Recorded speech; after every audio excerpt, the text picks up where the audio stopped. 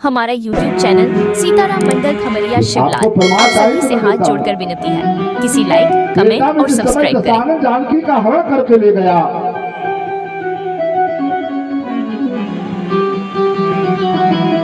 जब दशानन ने हरण करके ले गया और अशोक वाटिका में बिठाया है,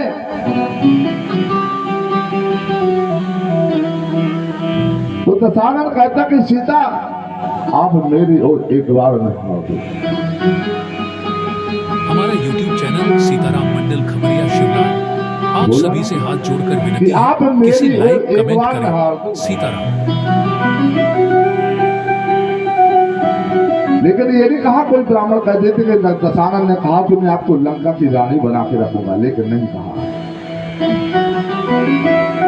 दशानन को ज्ञान था ये मेरी बेटी है, वो जानता था। जिस समय राजा जनक ने धनुष यज्ञ रखा तो राजा महाराजाओं को बुलाया है, जो इस धनुष को उठा लेगा, जो सारंग को तोड़ देगा, उठा देगा, उसी के साथ मेरी बेटी सीता का विवाह होगा, उसी के गले में वरमाला डालेगी। जब सभी राजा महाराजा जाते हैं तो दशानन भी जाने लगा। तो मंदिर में निवेदन किया, नाथ आप जाओगे, आप जानते हो आप किसके स्वयंवर में जा रहे हैं? अरे राजा जनक ने सीता बेटी का स्वयंवर रखा है। तो दशानन ने कहा था, मंदोदरी में जानता हूं, मैं धनुष तोड़ने नहीं जा रहा, सीता बेटी को विवाह नहीं जा रहा, मैं निमंत्रण देने जाता हूं। जब वहां धनुष यज्ञ होता है, रघुनाथ ने धनुष को तोड़ा है। तो दशानन ने कहा है,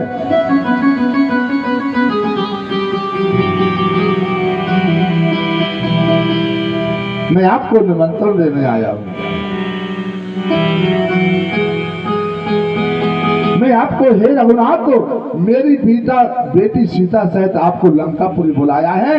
यदि मेरी बेटी और दामाद के मेरे यदि यज्ञ मंडप में, मेरे घर में, मेरे महल में चढ़ पड़ जाए तो मेरा उद्धार हो जाए। हे राम निमंत्रण देता हूं, हे राम निमंत्रण देता हूं, तुम सीधे गढ़लंक चले आना, मेरी प्यारी बेटी सुकुमारी सीता को साथ साथ लेके आना।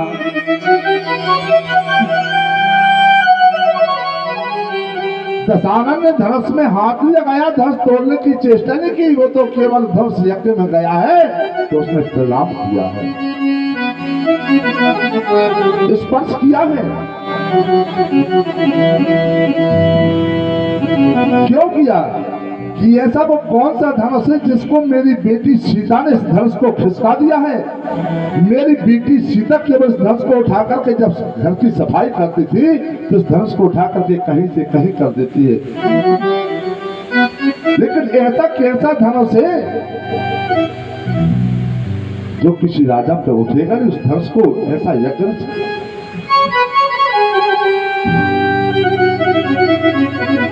उस धनुष को दशानन प्रणाम करने गया है। दशानन को मालूम था ये मेरी बेटी है। हे राम निमंत्रण देता हूं, तुम सीधे गढ़लंक चले आना, मेरी प्यारी सुकुमारी सीता को साथ साथ लेके आना। क्यों? यदि जब तक मेरी बेटी और मेरे दामाद मेरे गृह मंडल बन जाएंगे तब तक मेरा किसी काल में उद्धार।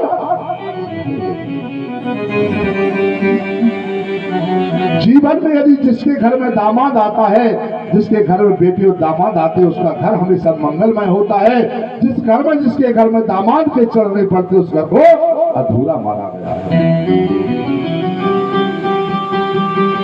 वो सौभाग्य की दामाद का आपके घर में बार बार आना, और वो परम सौभाग्य जिसके घर में भले दामाद का आना, सबसे बड़ा मान बताया भले दामाद। लेकिन आप और में तो आवते ही दबांशु हम के ससुर भी दूसरा राम राम कराते ले पढ़ना पड़े नहीं, याद रखना बंधु। यदि भले दामाद आया तो स्वयं को, लड़के को निश्चय के लिए आप मामा है, आपकी भांजी भांजा दामाद है।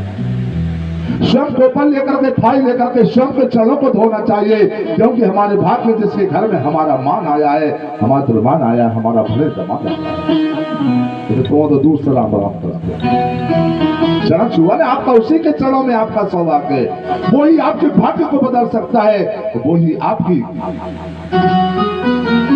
कल्याण कर सकता है। इसलिए हमेशा मामा को स्वयं भले दामान के चरणों को पखारना चाहिए और स्वयं मंगल तिलक करना चाहिए। वो आपका भले दामाद है, ना कि आपके बेटे का नहीं। आपके बेटे का तो बहनों ही है, लेकिन बैठ आपका है।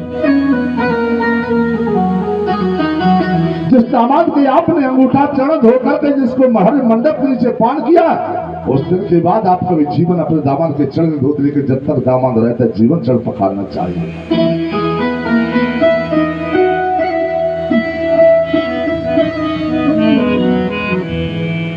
आज दशहरा निमंत्रण देने जाता है, वो कौन सा धनुष है?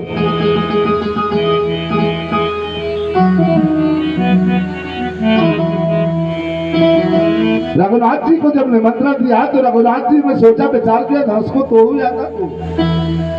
रघुनाथ जी ने भी उस धनुष को नहीं तोड़ा प्यारे बंधु, क्यों नहीं तोड़ा? रघुनाथ जी भी प्रणाम करते, क्योंकि हमारे पूर्वजों का है। रघुनाथ जी जैसे गुरु का आदेश हुआ, उन्होंने भी गुरु को प्रणाम किया और धनुष का वंदन किया, हे शिव को निवेदन किया। शिवम वाचाओ शिवम अर्चम शिवम करवादिमनम प्रणाम हम देवम रो